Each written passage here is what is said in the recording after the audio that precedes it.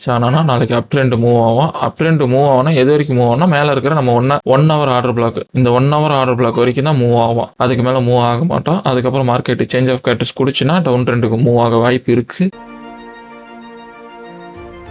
எல்லாருக்கும் வணக்கம். Welcome back to the ஜிபா எக்ஸ்ப்ளோர். ஸோ இன்னைக்கு டேட் பார்த்தீங்கன்னா 23 டிசம்பர். இன்னைக்கு என்ன ஆச்சுன்னா மார்க்கெட்டு இன்னமும் அந்த கேப் அப் கேப் டவுன்லேயே தான் ரவுண்ட் அடிச்சுட்டு இருக்கான். பட் இன்னைக்கு ஒரு கிளாரிஃபிகேஷன் கிடைச்சது. மார்க்கெட் எனக்கு தெரிஞ்சு அப் ட்ரெண்ட்ல மூவ் ஆகிறான். ஸோ அப் ட்ரெண்ட்ல மூவ் ஆகக்குள்ள நமக்கு ஒரு ஆர்டர் பிளாக் இன்னைக்கு கிடைச்சது. நான் அதில் என்ட்ரி எடுத்தேன். பட் என்ன ஆச்சுன்னா என் ஆர்டர் பிளாக்கை ஸ்டாப் லாஸ் ஹிட் ஆகிட்டு அதுக்கப்புறம் தான் மார்க்கெட் வந்து என் டார்கெட்டை போய் ரீச் ஆனிச்சு. ஸோ ஒன்றுமே சொல்லிக்கிற அளவுக்கு இல்லை. இன்னைக்கு ஸ்டாப் லாஸ் தான் எனக்கு ஹிட் ஆனிச்சு. மார்க்கெட் அதுக்கப்புறம் என் டார்கெட் ஹிட் ஆனதுக்கப்புறம் மார்க்கெட் வந்து கன்சால்டேட் தான் ஆகிருக்கான். இது வரைக்கும் கன்சால்டேட் ஆகிருக்கான்னா கிட்டத்தட்ட ஒரு ஆஃப்டர்நூன் வரைக்குமே கன்சால்டேட் தான் ஆகியிருக்கான். இது வரைக்குமே மார்க்கெட் கன்சால்டேட் தான் ஆகியிருக்கு. ஸோ ஒன்றும் சொல்லிக்கிற அளவுக்கு இல்லை. ஒருவேளை நாளைக்கு மார்க்கெட் மேலே போனோம்னா 1 ஹவர்ல இங்க ஒரு ஆர்டர் பிளாக் இருக்கு. 1 ஹவர்ல இங்க ஒரு ஆர்டர் பிளாக் இருக்கு.